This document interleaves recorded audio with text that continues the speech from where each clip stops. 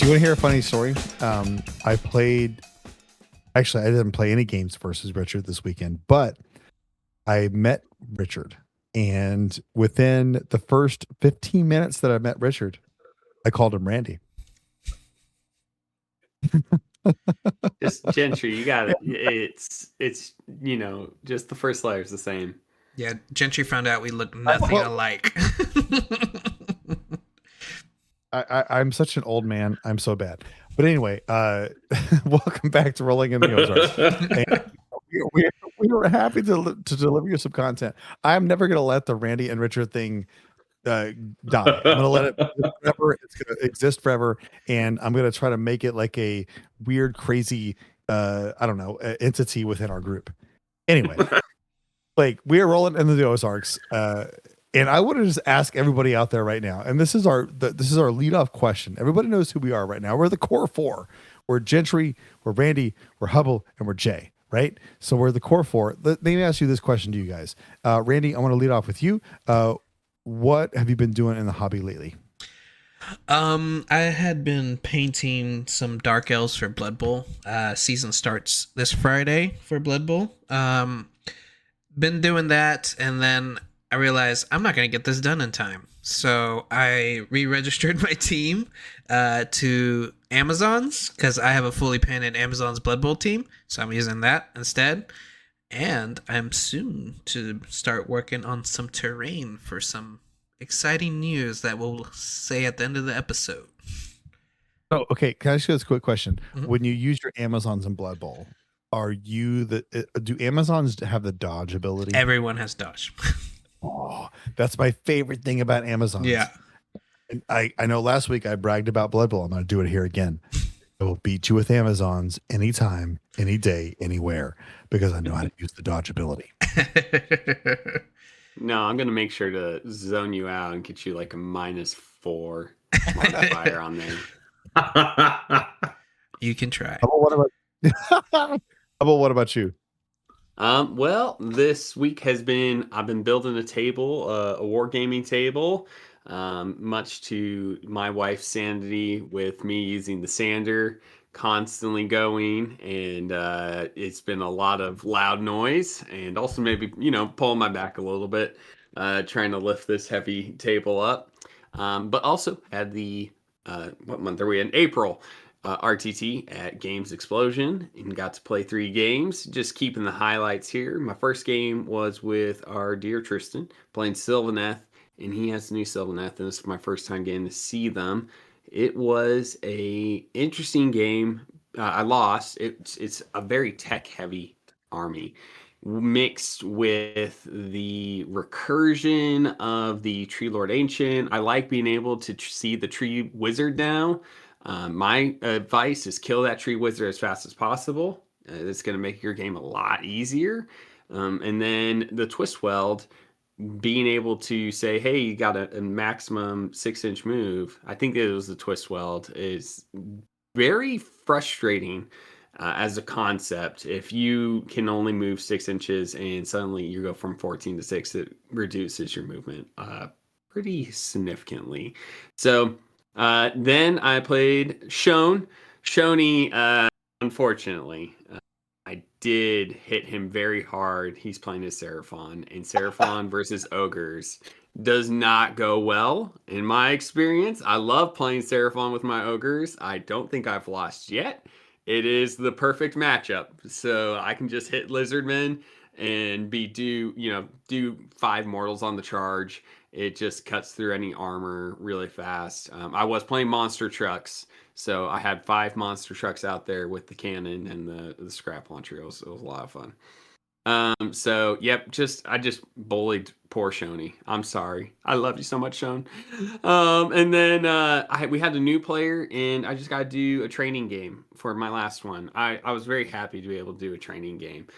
It's going to go into our topic for today about building community. Just take the time if you're an RTT to make sure that if you have someone brand new, take time to teach them. And that's all we did. Just had a good time playing Jace, so it was awesome. Yeah, I can talk a little bit. I'm still on my painting dinosaurs grind. because my backlog is so full of dinosaurs. So I'm still painting through Seraphon. I finished another 10 Saurus Warriors and 5 Hunters of Quan Chi. And then probably the next thing that I'm going to do is I need to build my second Leviathan, which I recently acquired. So I can run 2 turtles and be God's favorite problematic princess. Question. Yeah. Can you run 4 turtles? You can. And in fact, with the recent point drop, you can run 4 turtles. Malthea, who is the named hero who gives companion attacks +1 attack, in Ether Sea Predators, not Ether Sea Predators, Achillean Beastmasters, which gives all companion attacks +1 to hit. The math works. Are they teenage? They are. You know they're teenage. They are teenage. Right. I do. You could kit bash Mathea too to look like April O'Neil. We could make this happen. It needs to happen. You already have one purple shelled turtle, right? I do have a purple shell turtle. So now I need a blue, a red, and an orange, right? That's the colors. It's been a long time since I've seen any TMNT, which my kids will be mad at me about. But yeah, so who knows? We'll make it happen. We'll slowly continue to accrue turtles until I can run an all turtle list, and then in 5th edition they'll be bad. They'll be like, anyways, given the +1 to hit back. No 5-up ward. So I played 4 games in the past week. I had the RTT. I went 2-1 in the RTT, and McBride and myself played the game yesterday. And honestly, out of all 4 of them, that was the closest, craziest game that I had. Where I had what was it? Turn 4, I had a 20 point turn. Was that it? Yes, it was huge. You had a huge turn. So I had a huge advantage, but like Josh really like came back and had me shaking because I was like, how do you come back from this? How do you do this? And it was more of like an objective play. It was like, and I talked about this last podcast. I was talking about I'm going to deny objectives to you and try to score. In the meantime, I denied him the intercept and recover for as long as I could. He did the scouting missions as best as he could, and he got all 3 of them. That means he did it the best that he could possibly do. My mission was just to distract, and then hit you with the double dragons. Right. So I do think I need to have on that list. I probably need to have more of like, hey, if I kill this, I get this many points. But that was a great game. This past weekend, I did the RTT. I went 2-1 in that. I played a person named Jeremy. He's originally from Virginia, I believe, and he played Iron Jaws. Great Iron Jaws player, was very tactical. I could tell he had a 40K mindset originally. But Jeremy was a fantastic person to play. My second game, just like Hubble, I played Tristan. Tristan is probably one of the toughest people I've ever had to play in my life because he just knows what he's doing. He can play fast. He can play smart. He can play aggressively. He can play defensively. He can play thoughtfully. He has all the qualities of a good gamer that like knows what he's doing. I got lucky because he had 2 turns where he had really bad dice, and I benefited on the bad dice, right? So is it Dritya or one of the Sylvaneth people that could teleport across the entire battlefield and charge you? He did that to me, and every attack roll was off, and it was just bad. And so I squeaked by in a victory versus Tristan, and I was using Stormcast double dragon list with spam liberator units with a couple of praetors. And then my last game was against a corn list with Casey. He was great. Very, very smart player. And I told him after we played the game, like a couple hours, I was like, dude, you are the calmest corn player I've ever known in the history of corn players. So it was a great experience. I loved it. And then that's been my Warhammer experience for the past week. AC is a sleeper. He's a very good player. And I want to play him just to get better. Have you played him yet? No, I haven't, but he's done very well and a very, very easy going to talk to But yeah, when you said very chill. Hey, can I say this? yeah. Great job, Casey. I can't wait to play you. I think what Casey does best as a player, he makes you feel at ease. And so playing him, he's like, oh, by the way, I'm playing this very super aggressive army, and I'm up on you on turn 1, and you are fearing for your life, right? And but he puts you in a sense of calm that makes you feel like, hey, you have options. You can do this, this, and this. Like he's a great person to play. And when you play Khorne, it doesn't feel like that all the time because they just come at you and beat you to death. But Casey runs that army very, very well. Now, I believe, just because Gentry won't say it, he came in third at our RTT here. Followed up by Casey did take first overall. And our friend Richard, not Randy. Not Randy. Took second. And Richard going 3-0 and Casey going 3-0. So great job to everyone at our April RTT. Yeah, and Richard can't be with us, but I kind of monitored him all weekend because I'm a Lumineth player, and I can't speak directly for him, but I was just kind of trying to pick his brain. He ran Lumineth, lots of Warden, 2 big, huge Warden units with not the Lore Seeker, but the newer Archery Gen. Yeah, that dude, the Light and Teclis, dude, it was a solid list, and he was getting to that final rune by turn 4 where you get crit modals on 5s and 6s. So it was a very, very solid list.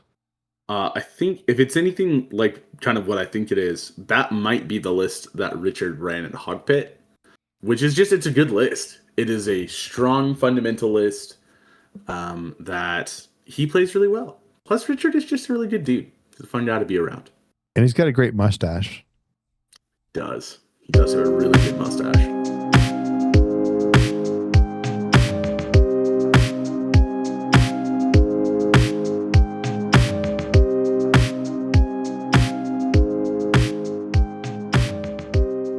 All right, everybody.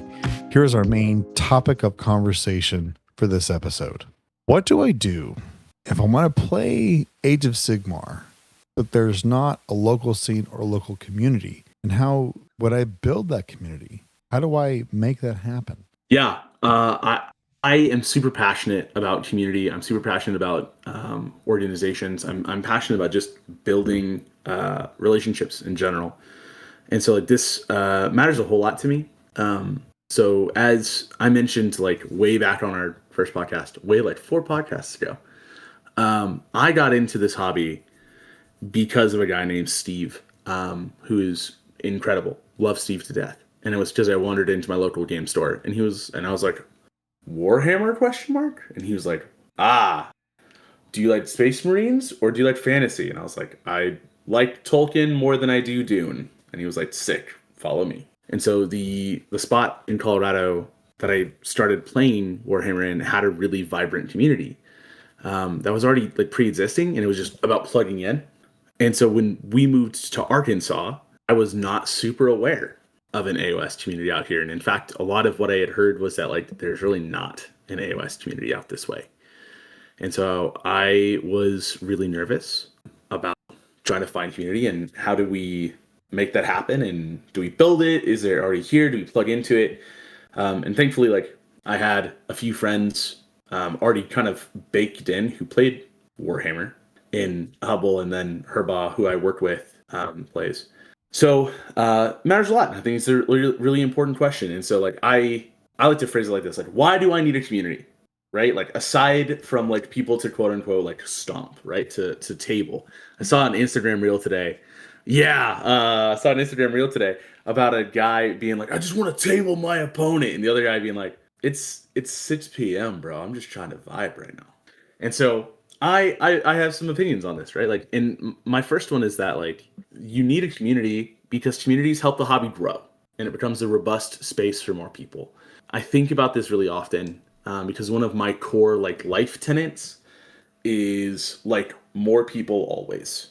I always want more people involved. I want more people to experience joy. I want more people to experience, what does it mean to having this hobby? What's it mean to having people in the space with them to play? What does it do? what's like to that. And so when we build communities or when we find communities and plug into them and invest in them, like it helps, number one, the hobby grow, which we all have a vested interest in this hobby existing. It's our war dollies only get made because they're profitable. And I like my war dollies. I like my war dollies a lot. So I want that to continue being a thing. But also it just produces like a more robust space for people to find one, the hobby, but also to find parts of themselves, right? Like one of the things that I used to talk a lot about is I did not ever consider myself a super creative person. Like I didn't think that I was an artistic person. I didn't think that I was any of those sorts of things. And so when my friend Steve was like, you need like part of the hobby is painting these tiny little sky dwarves. And I was like, oh no, I can't paint. I'm bad. And actually painting has become one of my favorite parts about the hobby. Like, and it's just by doing it and having space and having, people who I can ask about like, how did you do this effect? Or what do you think is a good paint scheme? And so you produce a more robust space for people to find themselves. And also like, I just have kind of a core belief that you become a better version of yourself when you're with other people, both as a player and as a person.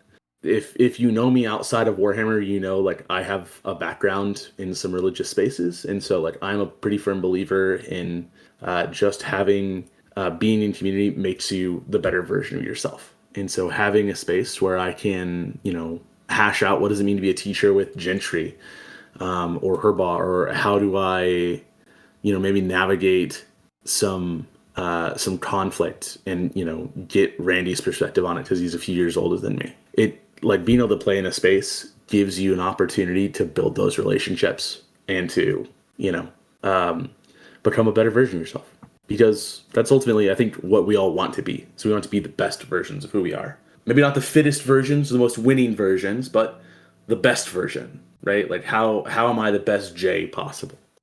And a good example of that is just off of last week. You had a fella ask you about priming minis. Something super core and basic that none of us think about anymore. But the beginning of the community is answering some of these core basic questions that we all have at the very beginning. Because the beginning is where, if I'm introduced into a community, there's a whole lot about being introduced into any community, but especially when you see like players that are doing really well and maybe it's like, oh, I'm just no good, I don't have armies or anything like that. Building that community to be inviting does produce what I would say is the better version of yourself. Be able to say, hey, we're here, we're gonna have that social time together because I love Warhammer because we get to play in person. This is my favorite part about Warhammer war games. I don't care what game we're playing. It could be War Machine. I want to play with you in person because then that allows me to have social time in person and not on a computer anymore. That's a huge part about building good community, is being able to have this interactions. I think that we're just missing as a lot into our day to day.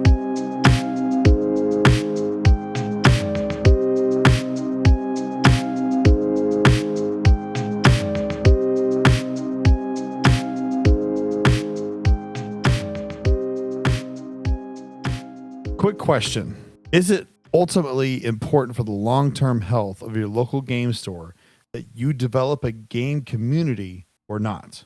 Randy, what do you think? Absolutely. Building a community also promotes the game store. Like, oh, this is a cool place to hang out. Oh, these are some cool people in here, and look at them. They're having fun playing games. I'll bring in, from my perspective, I didn't know about Feast Brigade until I saw Josh and Hubble playing at the table next to me. And I loved Age of Sigmar when I first got into Warhammer. It was originally Fantasy Battles, but then it became Age of Sigmar. I just came in right at that moment right there. But yeah, I didn't know about the community that was there, the Feast Brigade community, and saw a bunch of people having good times, saw a bunch of Feast Brigade shirts everywhere, and I was like, oh, that's pretty cool. I want to be a part of that. So, dude, that's exactly how I felt. That's exactly where I saw it was Hubble, it was Herbal, I think it was Garrett. There was a couple other people that started wearing these Brigade shirts around, and I was like, gaming thing going on here, and I loved it. Now we have these groups, right? So when you come to these stores to play these games, and we want you to be a part of the community, is it actually necessary to be part of a group such as Feast Brigade, or could you just be like, hey, you know what, you guys are cool, you're going to get me in the game? What do you guys think about that? I'm a pretty firm believer in having like a community that you can just say, hey, this is like, these are my folks. That being said, I don't think that you need to have a club or an organization. I don't think that that's a necessity. And I think that it's a cool piece because it does build, it continues to build community. It continues to build kind of accountability when you have people who are all saying, hey, we're a part of this thing and we want it to look a certain way, sound a certain way. We want to be known for certain things. I think that's a really cool and powerful thing. But I don't think it's necessary. I don't think it's necessary at all. I think it's a cool byproduct. Yeah, I'll agree with Josh because I think the store that we attend, Games Explosion, has a community unto itself. And Feast Brigade is just a part of that. But the store has a community. They have people playing cards, all different types of cards. They got people playing different games, Kill Team and all that. They're not a part of Feast Brigade, but they're a part of the Games Explosion community. And the community itself, or the store itself, fosters that community by the store owners, Chris and Dion, removing bad apples or promoting stuff from within. So yeah, I don't think it's necessary to be like a part of a, like, what's the word I'm looking for? Like a team inside your local store. But just be a part of the store, like events and stuff, because they're also fostering a community that is not Feast Brigade. It's Games Explosion. You don't need to be incorporated. Yeah, that's not your team doesn't need to be incorporated. It's just nice to be able to have that because of it starts to allow, people to say, hey, I see you wearing this. It gives them kind of a way to introduce themselves. But one of the things that we want to make sure that we're doing, if you don't have a club, right, you don't need it. You really don't.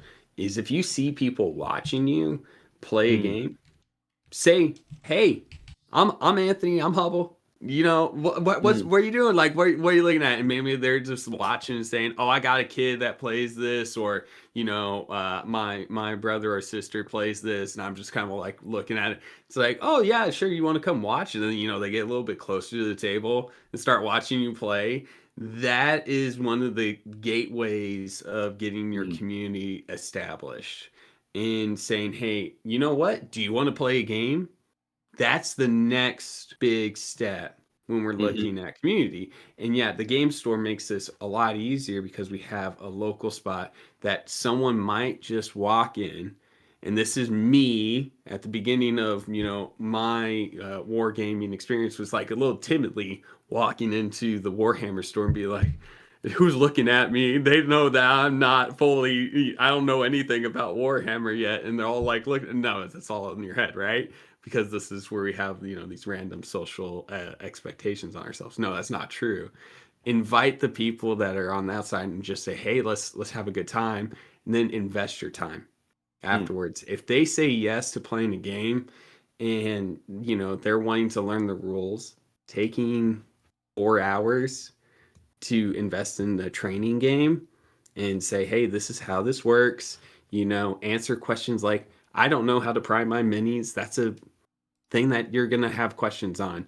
Oh, how do we actually do X, Y, Z? And they'll get into the technicals, and make sure that you take the time to play with them, because then they'll start saying, oh, I want to play again. I want to play again, in a way that will promote your community overall, which then makes the larger pool of players, and then makes it easier to get games and then, practice, right? But it's all ultimately, at the end of the day, trying to promote goodness into the world with our communities. So Jay and I had an individual that came up to us when we were playing our game yesterday, and just started chatting with us and just being like, hey, talking about Feast Brigade. And he actually mentioned the podcast. So it was like a cool experience in that mode, where it's like, hey, yeah, it's two dudes from this podcast that are playing the game that we're talking about. It was a great experience.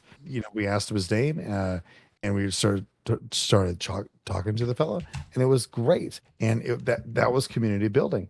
And at the same time, Jay and I, I had an old friend that came over to me, and he remembers this. This is a great moment. It was a person from my childhood when I got into Warhammer and I was about 13, 14, 15 years old.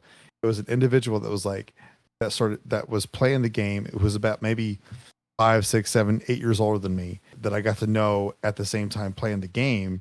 And I got to introduce Jay to this. I'm like, dude, this is one of the OGs in NWA with Warhammer. It's like this dude's been playing since the mid 80s. And so it was a very short introduction, but it was great because I was like, this is community right here. It was a great community encounter, because I got to be like, hey, I'm an old man right now. And like, no offense to the person that we saw, but this is the old dude. Like, and he's not, it's like 10 years older than I am. This is the old guard now, bro. It was a great it was just a great segue into the kind of mid-gen to old gen. And I loved it. And that's one of the parts that I love about this community building, are those moments right there.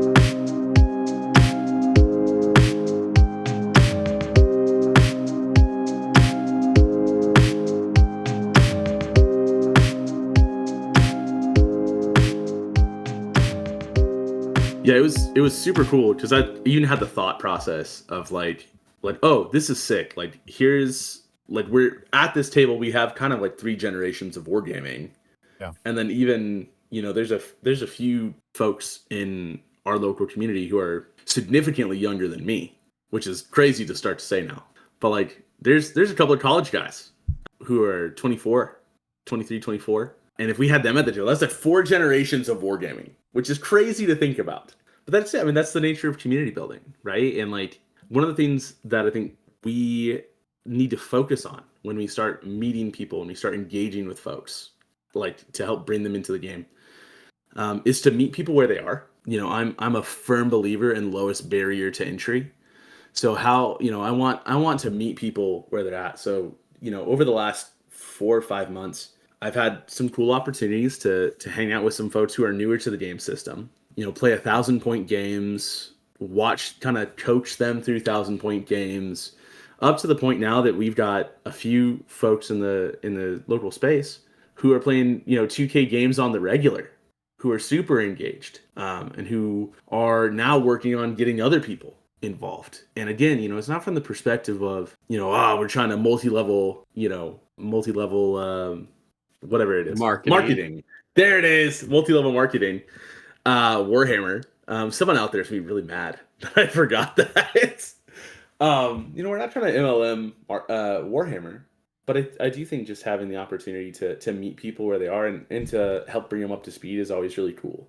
I think and there's a variety of ways that you can do that. Like, we do it through slow grows here, which is really huge. And I get to be a part of, at least on the Warhammer side, kind of directing and helping out with that slow grow movement alongside Obed, who is always great. So I love that. So we do that. But then also just putting yourself and being available is always really key, I think. One of the things that Randy and I have talked about in the past is how do you give a new player a hit of dopamine?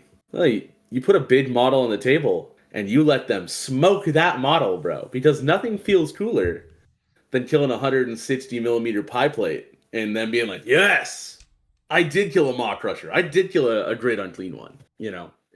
It's one of those things new folks to the hobby are not meant to be stomped into the ground. New folks in the hobby are meant to, we want to cultivate them. We want them to continue to grow and be incredible, because each of them brings their own kind of unique, this is going to get frou-frou.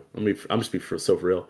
Their own unique beauty and, whimsy and joy to the space. That's ultimately what wargaming's about. Like, if you take nothing away from this podcast, right? I want you to take away that War Dollies, as fun and cool and cute and neat as they are nothing but an avenue to building relationship and friendship. Please take that away, because we live in an era right now where and there's some competitive players who are just like right now, but like, we live in an era where we are more disconnected than we've ever been in the entirety of human existence, which is crazy to think about. Which means wargaming is the cure to mental loneliness, right? And that justifies all costs for buying as much Warhammer as possible. That's exactly it. It's deep thoughts with Rolling in the Ozarks. There's so much love outpouring from this podcast. Oh man, I couldn't help it. I had to. I actually agree with a lot of what Brad's saying. Like, I think that it is a system to where it makes you feel better about yourself because you're getting to socialize, you're getting to communalize, you're getting to play a game. And it just feels good to like be with people that are like-minded and just love the same system that you do.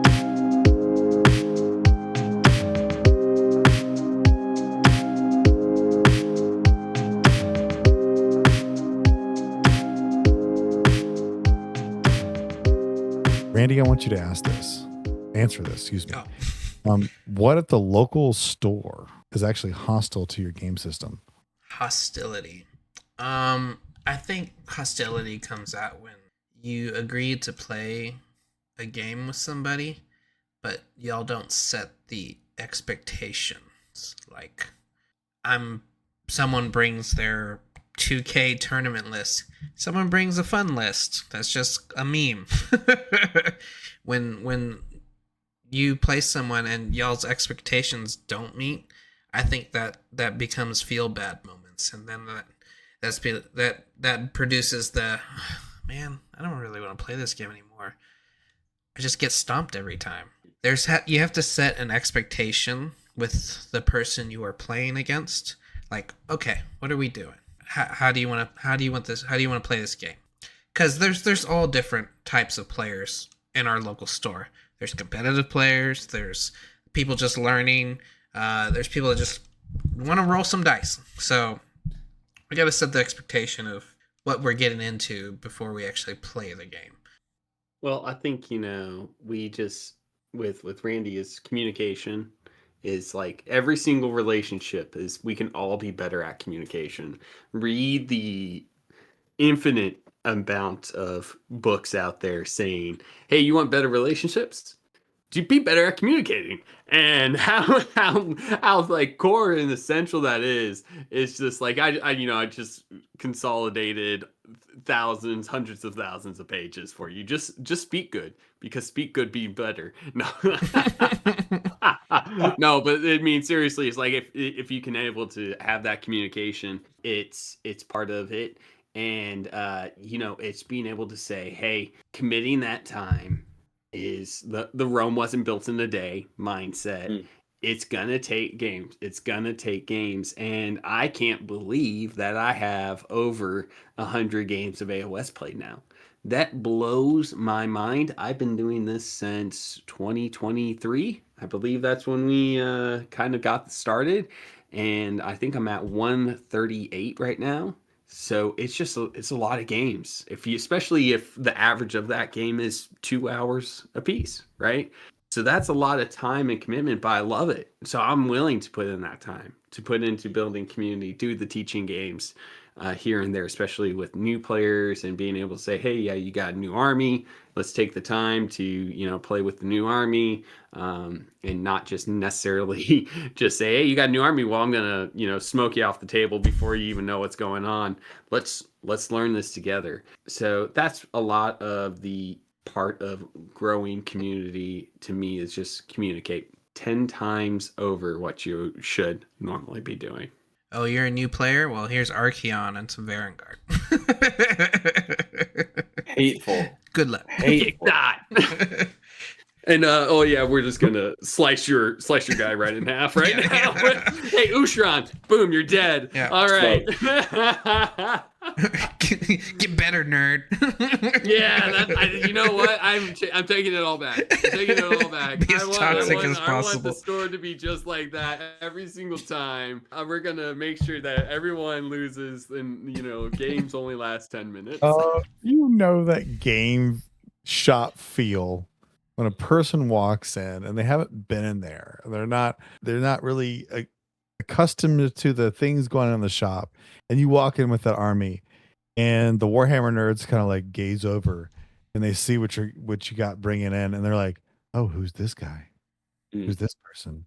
What is that?" And like, and what it takes is like, well, first of all, maintain your composure. Don't lose it too fast, as they say. And hey, a good list there. Nice to meet you. I'm so and so. Blah blah blah. I know that you have these two dragons that are probably going to run me over, but how do you?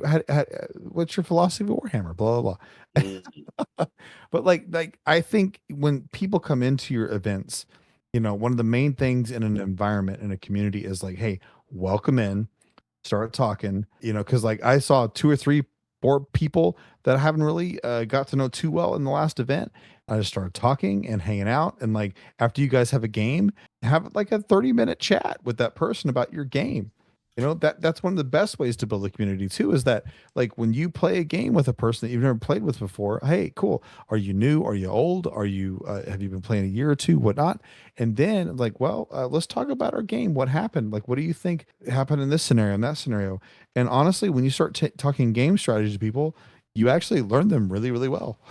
You start learning like what kind of gamer they are and what things they like, and you just actually generate the conversation from there. Going into a game store, it reminds me right now for me with Games Explosion, it feels like Cheers, where everyone knows your name. Not everyone knows my name, but I can usually walk in and find 2 people playing a game that I'm like, oh hey, how you doing?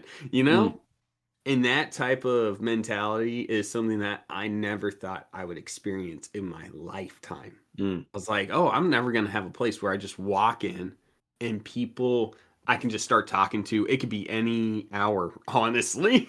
Almost any hour of the day, walk in and be like, oh, hey, how you doing? And just strike up a conversation. That's the type of thing where community is so amazing. It's a great feeling. Well, I'm telling you right now, you are living the dream in your community. There has never been this amount of game stores and this huge of a game community in an area, in your part of the area, in the history of this area. And I'm talking about the Ozarks, guys. We are rolling in the Ozarks, the gaming community, like not just Warhammer, not just other tabletop stuff, but like card games and board games and just gaming in general. It is super huge in this area. And like we are at the peak of our community. And so this is actually one of the reasons we wanted to start the podcast, is to develop this community even further. And like we are at a epic EPOCH. Is that the word? Am I using that word correctly? I can't. I don't know. We are that right now in all aspects of gaming, especially Warhammer or other wargaming tabletop stuff in our community.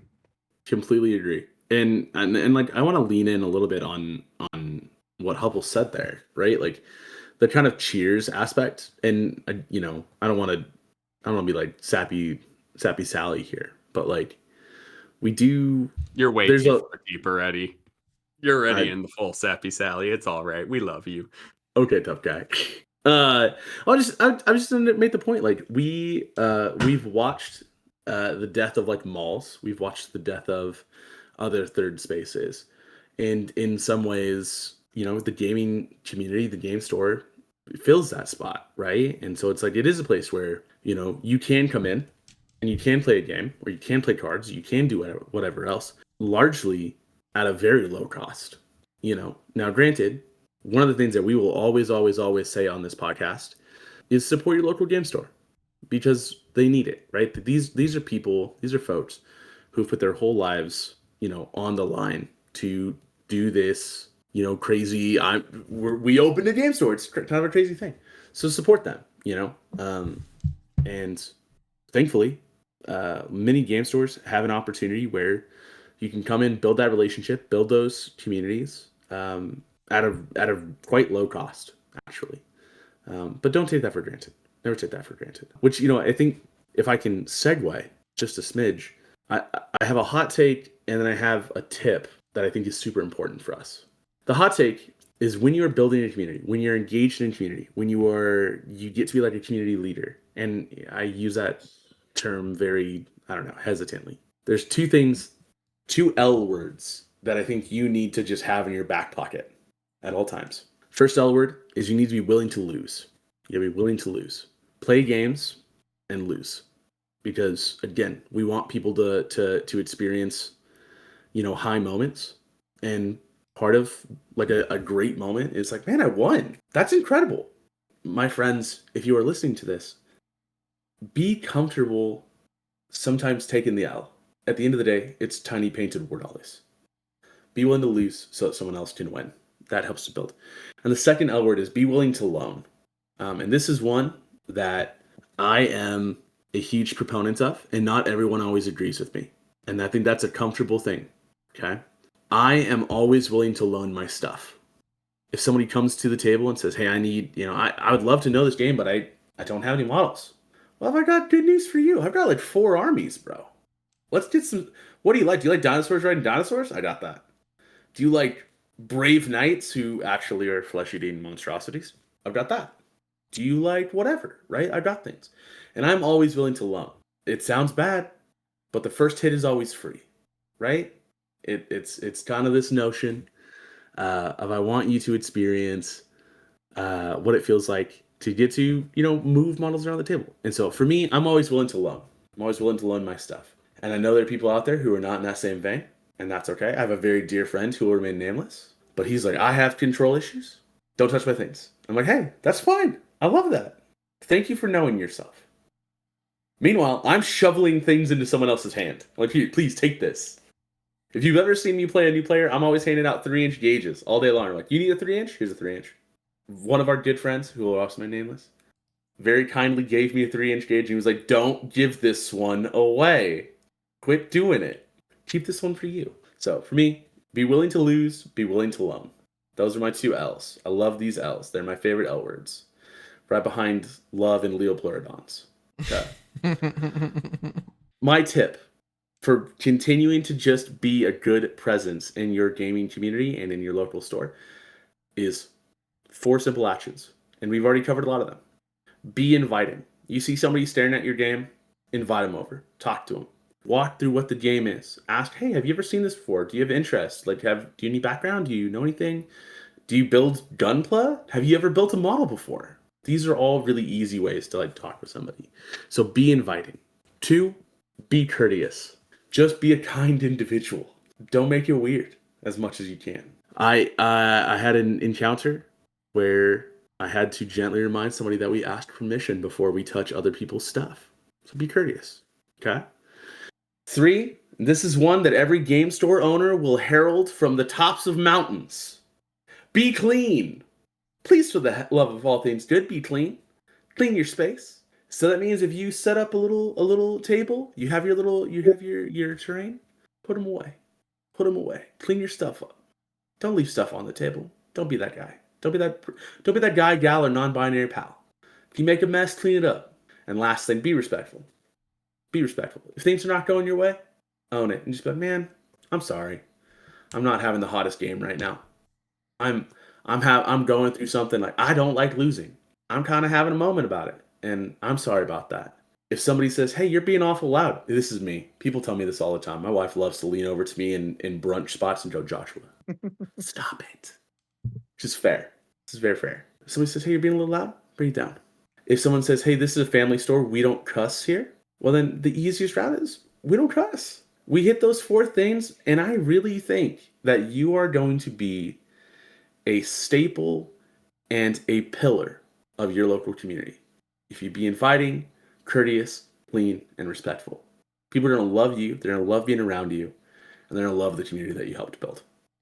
I would just like to take this time to apologize for any cussing that I've done around anybody in the local gaming community in the history of my gaming life. So, if I have sworn around you, my apologies. I joke. I actually think that's a really good rule. I really do, because I think languages should be positive. You can have multiple types of languages or tones or whatever. As long as you keep it positive, it's great. I just, in the past, in my youth, I probably said a few things that I probably should apologize for these days. But you know what? Hey, I'm an old man. I didn't know what I was doing.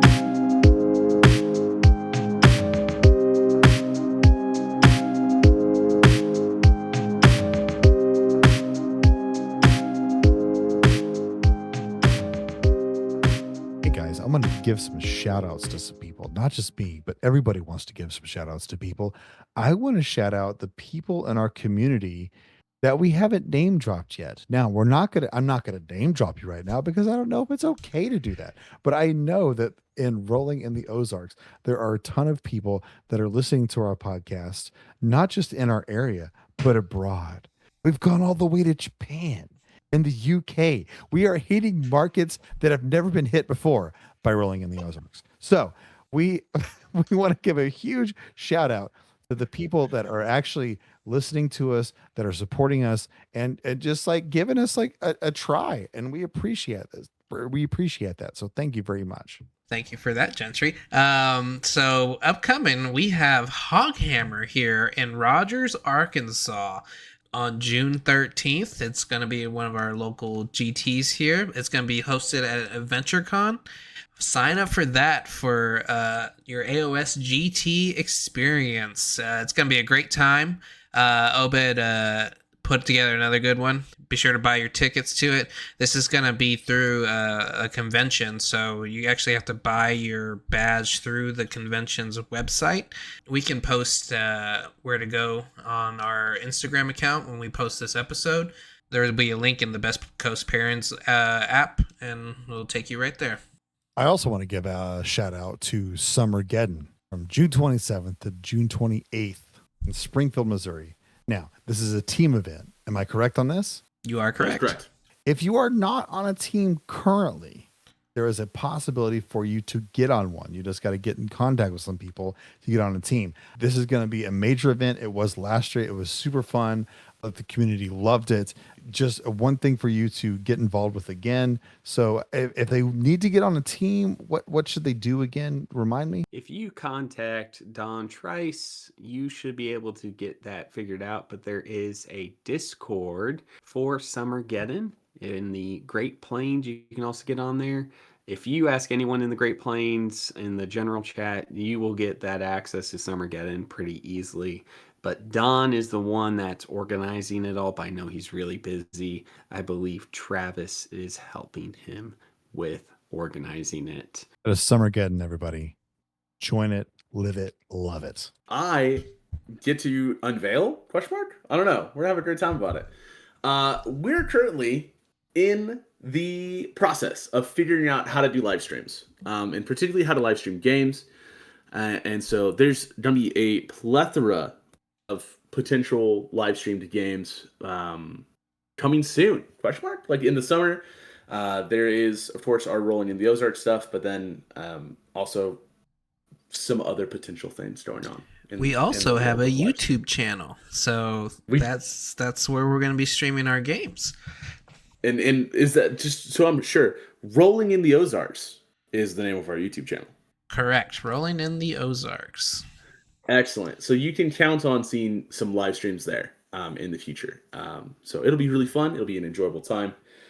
We will probably have some special guests come on, play some neat games, and we'll probably do some list cooking and some other ideas in that space as well. So. All right. Well, it looks like they stole some of my favorite section, the shilling section. So please follow us on Facebook, Instagram, and YouTube.